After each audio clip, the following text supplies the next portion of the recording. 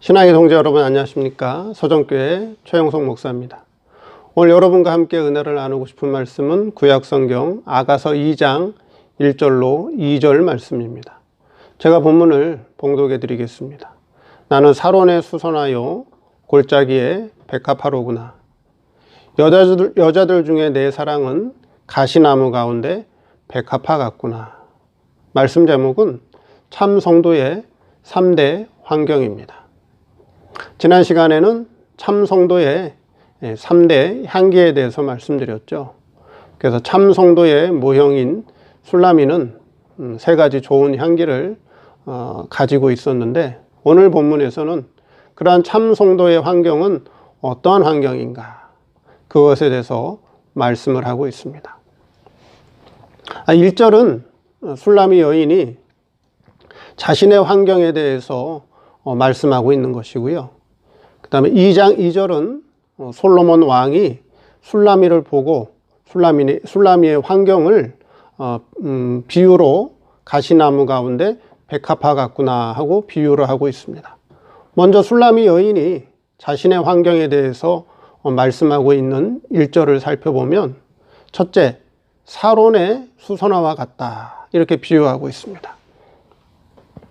사론이라고 하는 것은 지중해 바다, 지중해 동쪽 연안 요바로부터 갈멜산까지 이르는 사이에 펼쳐진 평원으로서 지중해에서 불어오는 폭풍이 아주 심한 들판으로, 이와 같이 사론 벌판에 폭풍이 아주 심한 것과 같이 환란의 바람이 많이 부는 이 세상을 상징한 것이며, 또는 연단을 받고 있는 참 성도와 교회를 상징하고 있습니다.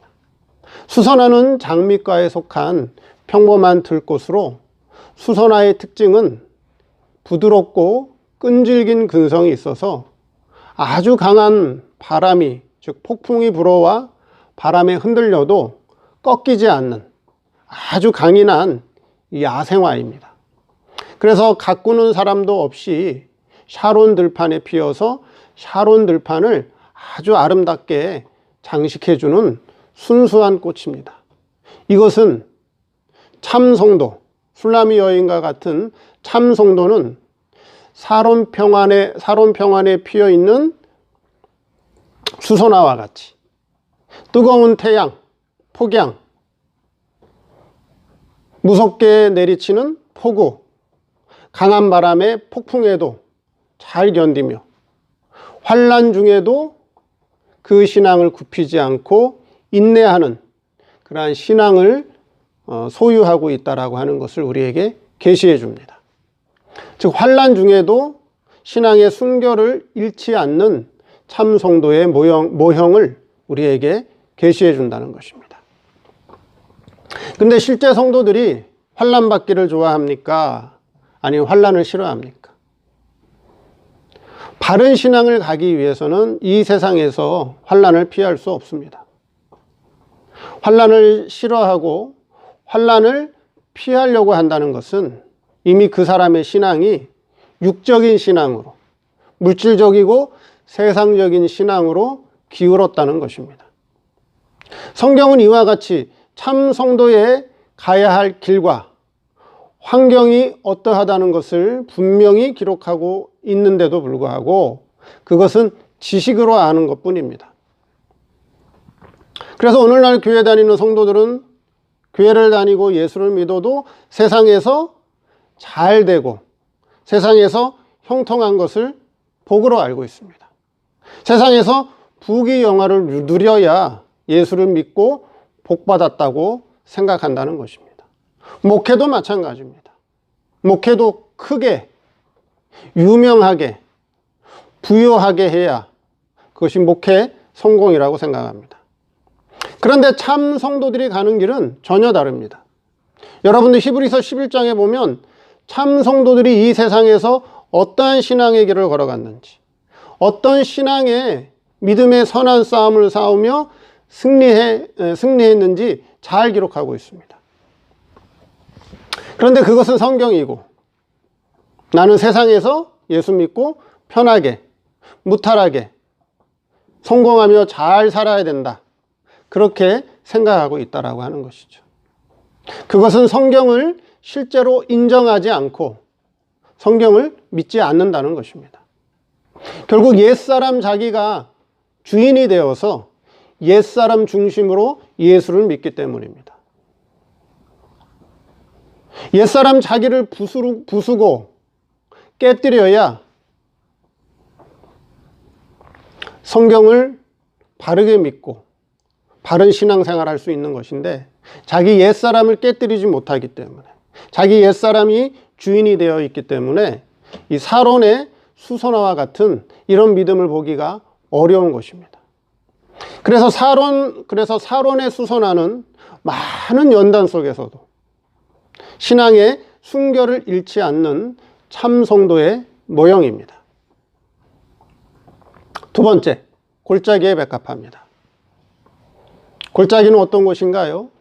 산과 산 사이에 깊이 들어간 곳으로서 삼면이 산으로 막혀 있고 앞만 바라보는 적막한 장소가 바로 골짜기입니다. 사람들이 많이 찾아오지 않는 곳으로서 고독하고 외로운 환경입니다. 세상에 아무 소망이나 의지할 것이 없는 곳을 상징한 곳이 바로 골짜기입니다. 골짜기 주변에는 무엇이 있나요? 골짜기 주변에는 우뚝 솟은 산들이 있고 그 산에는 우람한 나무들이 빽빽하게 들어서 있습니다. 참 성도의 환경이 그렇다는 거죠. 여러분 주변의 환경은 어때요? 큰 산들, 유명한 사람, 유명한 교회, 유명한 목사님, 잘 사는 사람, 힘 있는 사람, 권력 있는 사람, 명예 있는 사람, 아주 큰 물질을 가진 사람, 그런 사람들이 여러분 주위에 있지 않나요? 거기에 비해서 여러분은 어떤가요? 나는 왜 이렇게 초라해 보이지? 나는 왜 이렇게 작아 보이지? 나는 그들에 비해 왜 이렇게 궁핍하지? 가난하지? 나는 왜 이렇게 세상적인 배경도 없지? 좋은 인맥도 없지? 저들은 돈도 많고 권력도 있고 권세도 있고 인물도 잘났고 힘 있는 사람도 알고 있고 세상에 부러울 것이 없는 사람들이 어때요? 참송도 주변에 산과 같이 솟아 있어요. 그곳에 아주 잘나고 똑똑한 나무와 같이 우람한 자들이 서 있다는 거죠. 참송도의 환경이 그와 같다는 거예요. 골짜기와 같다는 것이죠. 외롭고 쓸쓸하고 고독하고 찾아오는 사람도 없고 대화할 사람도 없고. 그런데 그곳에 무엇이 피어 있어요? 골짜기에 백합화가 피어 있어요. 백합화는 무엇을 먹고 피었을까요? 골짜기에는 무엇이 흐르죠? 골짜기에는 계곡에서 흘러오는 생수로 인해서 백합화가 피어 있습니다. 참송도의 환경은 삼면이 산으로 막혀 있고 아무 찾아오는 사람도 없고 고독하고 쓸쓸하고 외로운 환경이지만, 그러나 세상이 알지 못하는, 그들이 알지 못하는 하나님 주시는 생수의 기쁨으로 인해서 참 기쁨 속에서 살고 있다 하는 것을 우리에게 계시해 준다는 것입니다.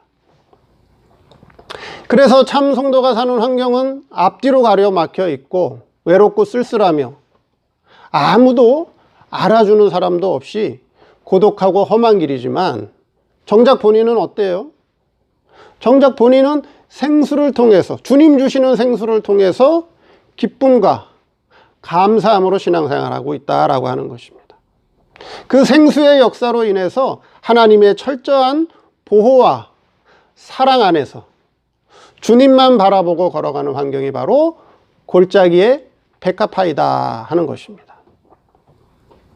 골짜기에 핀 백합화는 보는 사람이 없어도, 알아주는 사람이 없어도 남몰래 아름답게 피어서 자기 향기만 바라는 것과 같이 참 성도는 알아주는 사람이 없어도, 인정해주는 사람이 없어도 예수님만 바라보고 자신의 지켜야 할 의무를 다하는 참 성도의 모형을 우리에게 보여주고 있다.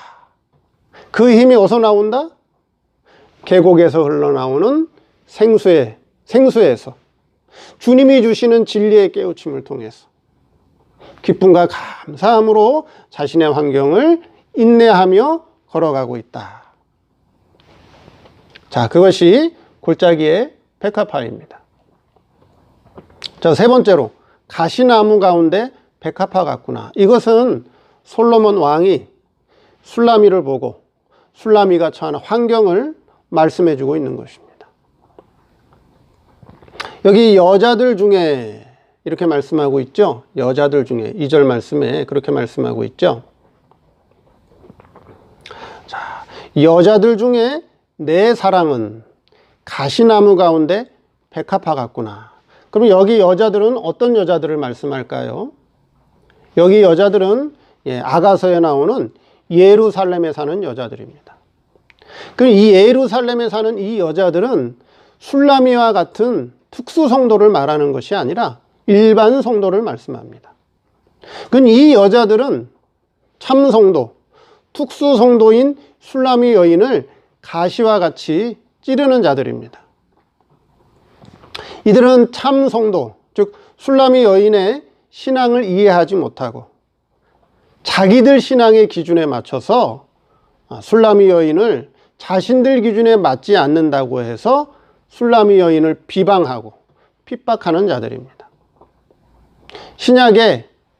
신약시대의 바리새인과 서기관들과 같은 그런 신앙을 가진 자들이 바로 이 여자들과 같은 자들입니다.